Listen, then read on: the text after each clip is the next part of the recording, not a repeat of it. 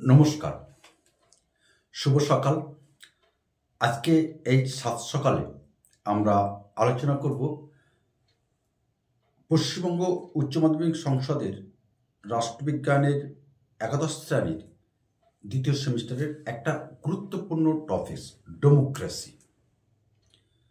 তোমরা যেহেতু এই ক্লাসের নতুন, মাধ্যমিক পাস করে তোমরা এই একাদশ শ্রেণীতে ভর্তি হয়েছে, তোমাদের কাছে একটু খটোমটো লাগবে।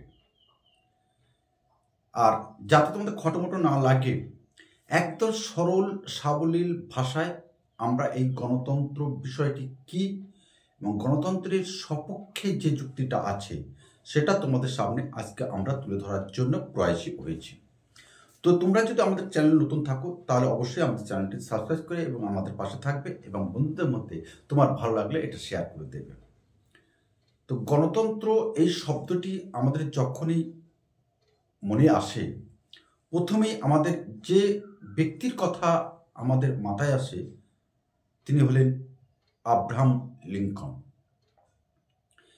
এই লিঙ্কনকে অনুসরণ করে কিন্তু গণতন্ত্রের ভাবনা ধ্যান ধারণা অনেক কিন্তু প্রসারিত হয়েছে, বিস্তার হয়েছে এবং ব্যাপকতা লাভ করেছে।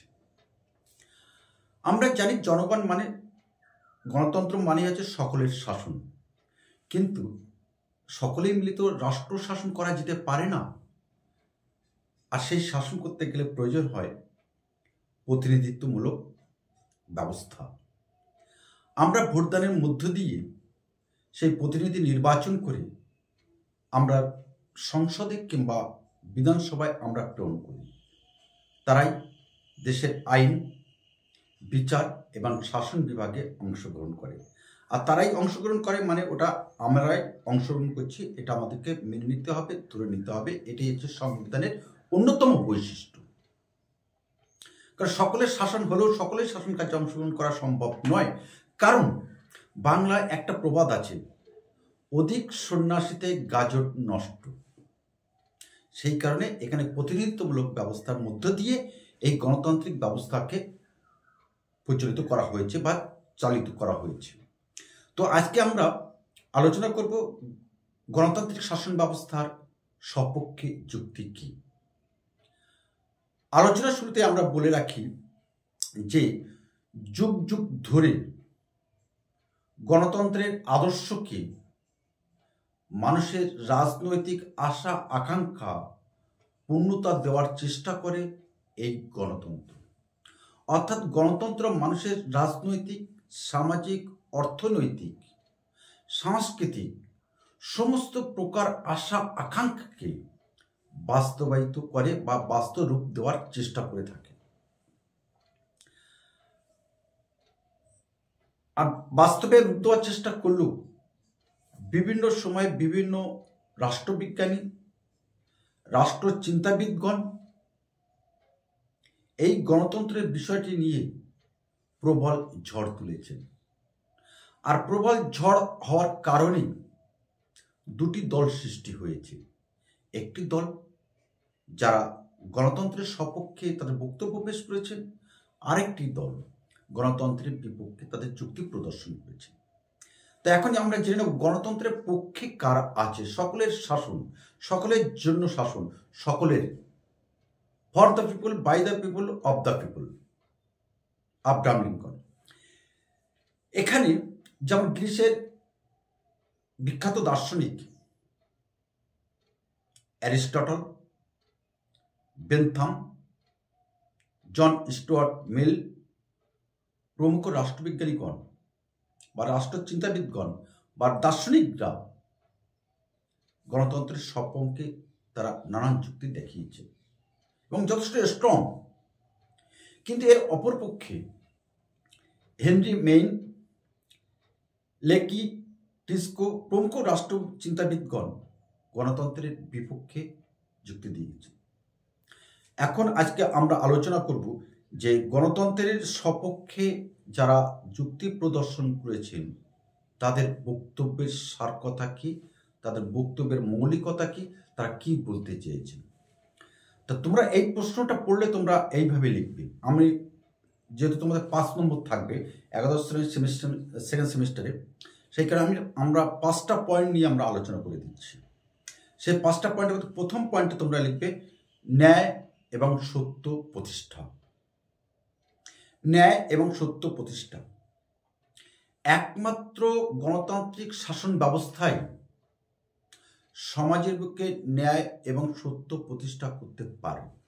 আবার বলছি, একমাত্র গণতান্ত্রিক শাসন ব্যবস্থায় আমাদের সমাজে, আমাদের রাষ্ট্রে ন্যায় এবং সত্য প্রতিষ্ঠা করতে পারে।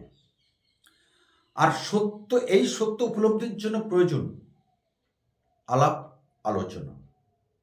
ব্যক্তির মধ্যে যদি আলাপ আলোচনা না থাকে, ভাব বিনিময় যদি না থাকে, তাহলে গণতন্ত্রের কোনো পূর্ণতা পায় না। এই জন্য গণতন্ত্রকে যথার্থভাবে বাস্তবায়িত করার জন্য আলাপচারিতার মাধ্যমে, অর্থাৎ আলাপ আলোচনার উপর ভিত্তি করে এই শাসন ব্যবস্থা গড়ে ওঠে। 2 নম্বর তোমরা যেটা লিখবে, সাম্য এবং স্বাধীনতার স্বীকৃতি বা প্রতিষ্ঠা। গণতন্ত্র সাম্য, মৈত্রী এবং স্বাধীনতা এই 3টি আদর্শকে বাস্তবায়িত করে। আবার বলছি, গণতন্ত্র সাম্য, মৈত্রী এবং স্বাধীনতা এই 3টি আদর্শকে বাস্তবায়িত করে বা বাস্তব রূপ দেওয়ার চেষ্টা করে। আর সেখানে যেহেতু আমরা সাম্যের কথা বলেছি, মৈত্রীর কথা বলেছি এবং স্বাধীনতার কথা বলেছি, আর সেখানে ব্যক্তির ব্যক্তিত্ব বিকাশের জন্য স্বাধীন চিন্তা ও মত প্রকাশের বিষয়টি একান্তই প্রয়োজন। কারণ ব্যক্তির মত প্রকাশের যদি স্বাধীনতা না থাকে, তাহলে সে সমাজ, সে রাষ্ট্র কখনো পূর্ণতা পায় না। সেই কারণে গণতান্ত্রিক শাসন ব্যবস্থায় ব্যক্তির স্বাধীনতা এবং এই সাম্য নীতিকে স্বীকৃতি প্রদান করে থাকে, যেখানে প্রত্যেকটা মানুষ সমান সুযোগ সুবিধা ভোগ করে থাকে। 3 নম্বর পয়েন্ট তোমরা লিখবে সুশাসন প্রতিষ্ঠা।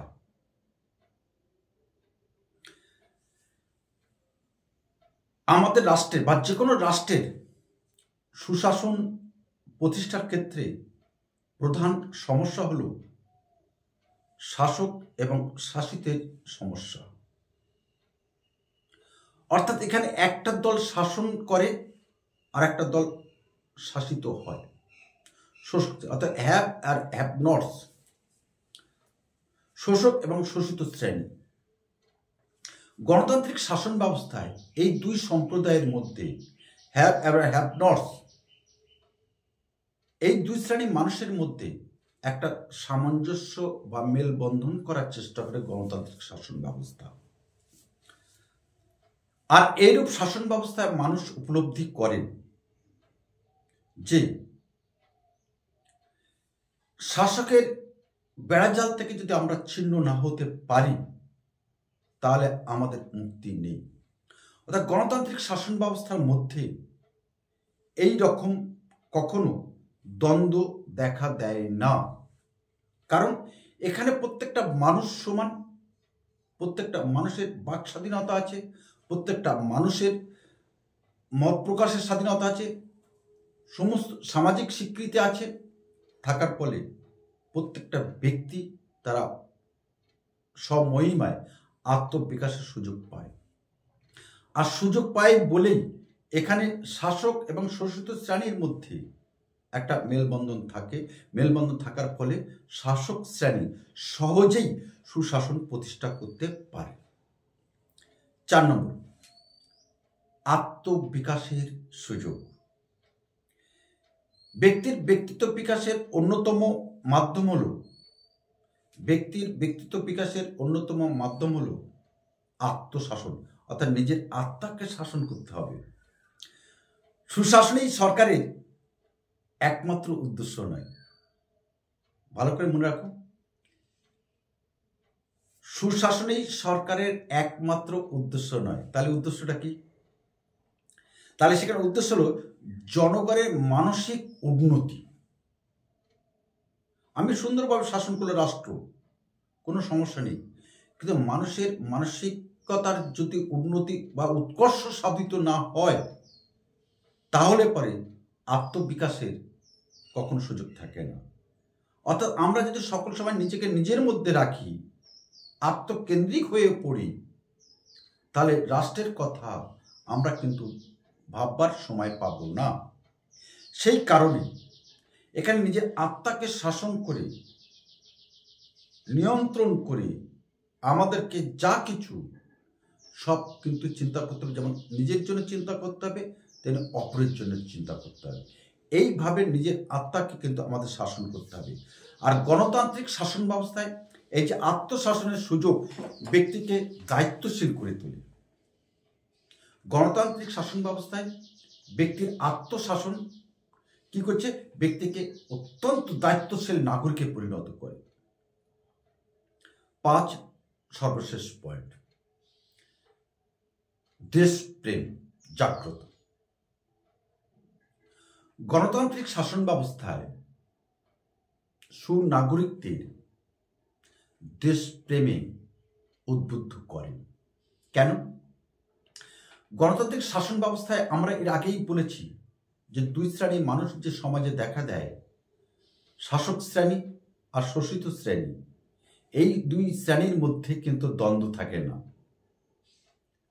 তারা মেলবন্ধন থাকে। অর্থাৎ এই 2 শ্রেণীর মধ্যে একটা সামঞ্জস্য বিধান করার চেষ্টা করা হয়। করার ফলে ব্যক্তির ব্যক্তিত্ব বিকাশ যেমন সম্ভব হয়, আত্মশাসন সম্ভব হয়, সুশাসন সম্ভব হয়, সাম্য মৈত্রী স্বাধীনতা প্রতিষ্ঠিত হয়, যার ফলে মানুষের মনের মধ্যে একটা উৎকর্ষতা লাভ করে। আর মানুষের মনের মধ্যে উৎকর্ষতা লাভ করার পর সেখানে কিন্তু মানুষ কিন্তু নিজেকে নিজের মধ্যে ধরে রাখতে পারে না, বৃহৎ কথার কথা চিন্তা করে। আর বৃহৎ কথার কথা যখন চিন্তা করে, আর তখন তারা দেশপ্রেমে, দেশের আপদে বিপদে তারা কিন্তু নিজেকে উৎসর্গ করে। ইতিপূর্বে আমরা দেখেছি, স্বাধীনতা উত্তরকালে আমরা দেখেছি কত ছোট্ট বয়সে ক্ষুদিরাম বোস নিজেকে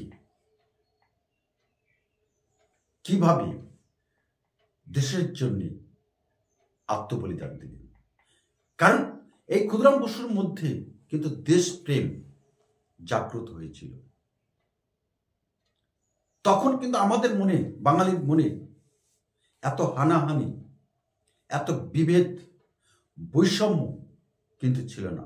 যত দিন চলে যাচ্ছে তত আমাদের মধ্যে বৈষম্য তত বেড়ে যাচ্ছে, আর মানুষ নিজেকে নিজের মধ্যে ধরে রাখছে, যার ফলে মানুষ বৃহৎ কথার কথা চিন্তা করছে না, তা এমনকি তার গ্রামের কথা চিন্তা করছে না, কেবলমাত্র সে তার পরিবার নিয়ে চিন্তা করছে। কিন্তু এইরকম পরিবেশের মধ্যে আর যাই হোক, মানুষ কখনো দেশপ্রেমে উদ্বুদ্ধ হতে পারে না। আর সেখানে গণতন্ত্র সংরক্ষণ করার ব্যাপারে মানুষ ক্ষুদ্র স্বার্থ বিসর্জন দিয়ে বৃহৎ স্বার্থের কথা মানুষ ভাবে। অর্থাৎ গণতান্ত্রিক শাসন ব্যবস্থায় মানুষ তার নিজের স্বার্থ বিসর্জন দিয়ে বৃহৎ স্বার্থের কথা সে ভাবে এবং কল্পনা করে। আর ভাবে এবং কল্পনা করে বলেই তারা দেশপ্রেমী, দেশের আপদ বিপদে, যুদ্ধকালীন পরিস্থিতিতে ঝাঁপিয়ে পড়ে। সুতরাং গণতান্ত্রিক চেতনার সাথে গভীর দেশপ্রেম, গণতান্ত্রিক চেতনার সাথে গভীর দেশপ্রেম সমাজ ও জাতির প্রগতির পথ উন্মুক্ত করে। এটাই ছিল তোমাদের গণতান্ত্রিক শাসন ব্যবস্থার অর্থাৎ গণতন্ত্রের সপক্ষে যুক্তি। পরবর্তী ভিডিওতে আমরা গণতন্ত্রের বিপক্ষে আমরা যুক্তি দেখাবো, ভিডিও তৈরি করে তোমাদের সামনে উপস্থিত করব। কারণ দুটি যদি একসঙ্গে করি তাহলে তোমাদের একটু সমস্যা হবে, ভিডিওটা অনেক বড় হয়ে যাবে, আর ভিডিওটা অনেক বড় হয়ে গেলে তোমাদের একটু অসুবিধা হবে দেখা বা শোনার। তো তোমাদের যদি ভালো লাগে তাহলে অবশ্যই আমাদের পাশে থাকবে এবং বন্ধুদের মধ্যে শেয়ার করবে। এইটুকু আশা রেখে আজ আমরা এখানে রাখলাম। আগামী সকালে তোমার সাথে আমার, অর্থাৎ শেষের কবিতার সুন্দরবন, আমার ব্যক্তিগত কিছু নেই, শেষের কবিতার সুন্দরবন তোমার জন্য আছে, তোমার জন্য থাকবে। নমস্কার।